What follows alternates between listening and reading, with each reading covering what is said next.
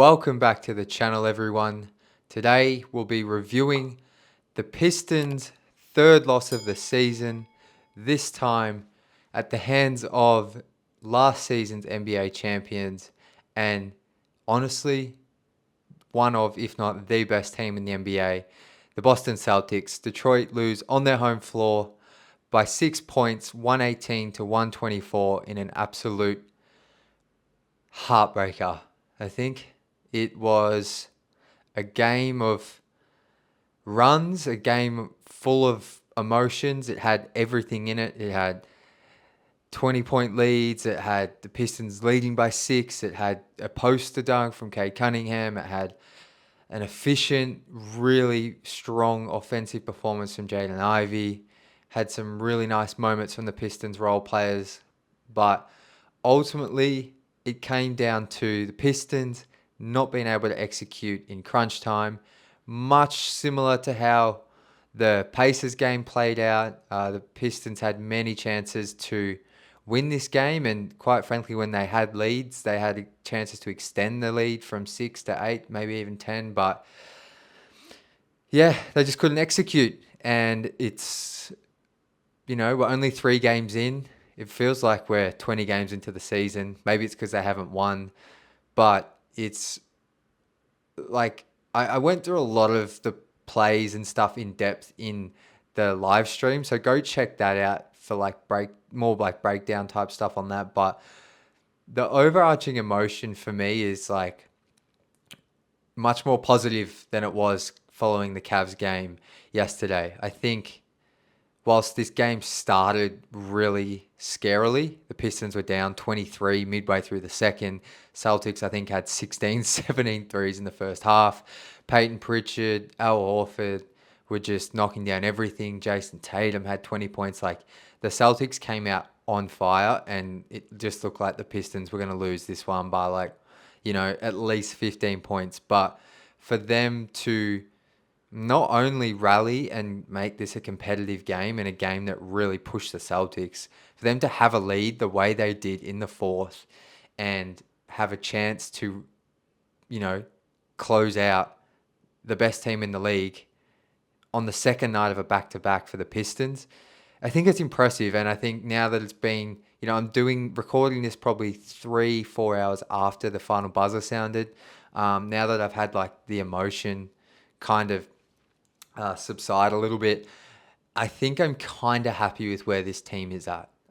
Truly, I think there are changes individually to players that are really positive, and I think some of the things I'm seeing JB Bickerstaff do, whilst they're not amazing and they're not, we're not talking playoffs or championships here, but I think some of the things he's done so far are quite encouraging and just nice to see. So I think for JB, those things are him just shortening a rotation and playing his best players.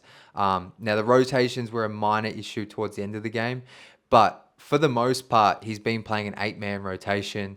You have your starting 5, and then he's leaning heavily on Beasley, Stew, and Fontecchio off the bench. Ron Holland's getting spot minutes here and there, but I think I like that we're not seeing all bench lineups. I like that, JB knows he has 8 probably NBA players right now, and he's playing them all, the amount of minutes they should be playing. Like Jaden Ivey and Cade Cunningham basically play 40 minutes tonight each. Tim Hardaway Jr., 36 minutes, probably a little bit too many. You probably definitely wanted to see more of those go to Beasley, but he's just playing his vets and his 3 key young guys a heap of minutes. And I think that's great for continuity, for them to build chemistry, because I think the chemistry factor is probably what's making them come undone towards the end of these games. Like I spoke about some of the reasons I think Tobias might be struggling offensively, and I think it has something to do with, Jaden Ivey taking this leap offensively. I think Harris is getting lost in the shuffle. He's not getting the touches he might have thought he would be getting at this stage of the season, and it's for a good reason he's not, because Ivey's truly asserted himself as the second scorer on this team and the second option. Like, it's not even a question.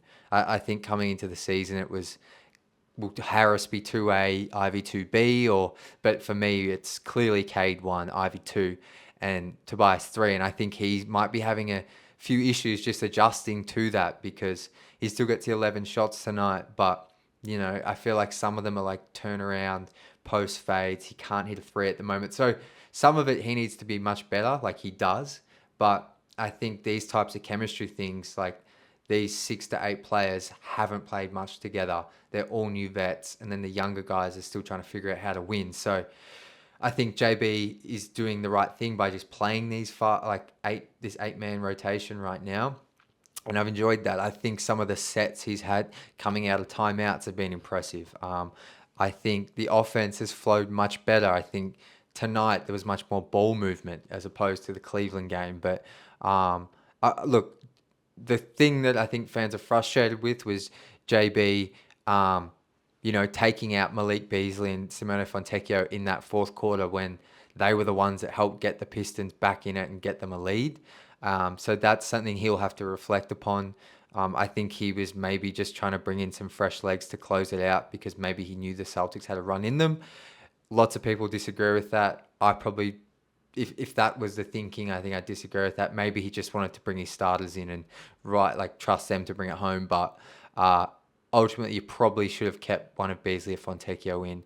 Beasley did reappear and knock down another key three, but you probably should have just left Beasley in because he was 5 of 8 from three, and he was giving the Celtics fits in that second half. So I think overall though, JB is far from the reason this team is 0-3. I think it's a chemistry-based thing and an inability just not to close games, which I've just spoken about.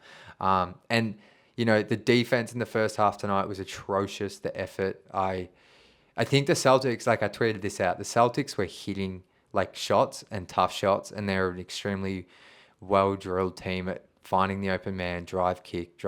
Everyone can dribble, pass, and shoot pretty much. Like they're extremely hard to defend. But I felt at times some of the rotations, players jogging around, it was frustrating. And that was kind of when it was at its worst, when the lead was at 20. But I think they showed in that third quarter that when they're active, when they're locked in, like they can disrupt and put together a really good quarter and a half of defense and be in any game, any night, at least in the regular season. So I think that's why, on the whole, I feel good about this game, even though there were some alarming things to start it. Maybe you put that down to it being the second night of a back-to-back, but I would like to think the way they played in that third quarter with the energy, activity, like Cade kind of set that tempo defensively. He had like 2 or 3 blocks in the third. I think he scored like 8 points or something. Like he had a really good third quarter again that once again got the Pistons back in the game, and he really ignited this team on the defensive end, which I think is going to be key going forward because I think defensively from the center position, the Pistons just don't have that anchor. So I think someone's got to set the tone defensively, and I think Cade with Al-Assar in the lineup is probably the Pistons' best option in terms of size, defensive ability. For Cade, it's just been more of a conditioning and trying to like balance offense and defense, like how much energy he puts into each. But tonight, he finished with 21 points, 10 assists, 4 blocks, a steal, 9 of 21 from the field and 7 turnovers. But when he plays defense like that and he's dishing the ball out like that, finding shooters and then getting his like 20 points, like that might just be the best version of him for this team. Maybe it's not him scoring 30 points like he did in Cleveland. Maybe it is more of this, say the percentages level out, he probably gets to 24, 25 tonight, but he's still affecting the game in every other area. And maybe that's the peak version of Cade. Maybe it's not this more heliocentric Luka Doncic style that puts up ridiculous stats but doesn't necessarily do anything on the defensive end.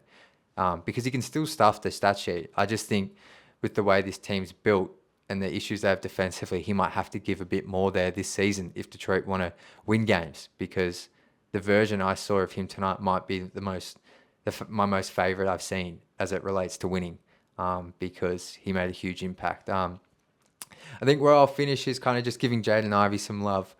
Second straight really efficient night from the field, 26 points on 10 of 18 shooting, 40% from 3, 5 rebounds, 6 assists, only 1 turnover, a steal. Like, No foul trouble tonight, so he played the 38 minutes.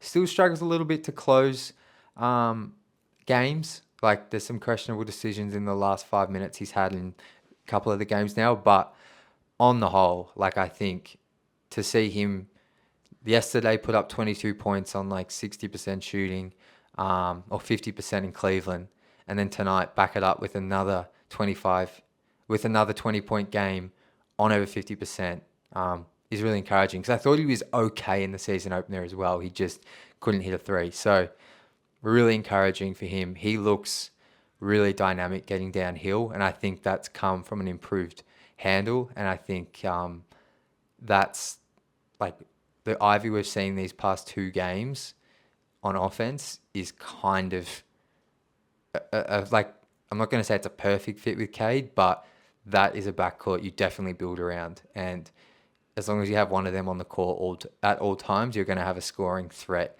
and a guy that can at least create you decent to great offense at all times, depending on who it is. So those two have been the bright spots, I would say, for the first 3 games. And from what I've seen, I feel like what they're doing is really sustainable. And I just hope they can lean more consistently into that defensive side. But, I can't really fault those two, Cade and Ivy. They've been excellent, and they're clearly the 2 best players on this team right now. So that's probably going to do it, guys. Lots of talking points. I spoke more at length on the live stream, so go check that one out. The first 20 minutes or so of that, we really dived into the game. But overall, I think 0-3 is disappointing. It's not like they haven't won a game. It's not pleasant viewing. Like it's not a pleasant kind of emotional experience because you haven't got to experience the win. But I really think they can knock off Miami on Monday. I think if they play the way they did in this second half, they will. So we'll be back to review that game. But yeah, let me know your thoughts in the comments, how you're feeling. I'd love to hear everyone's thoughts. And as always, like, subscribe, all of that. I appreciate all the love. And go Pistons.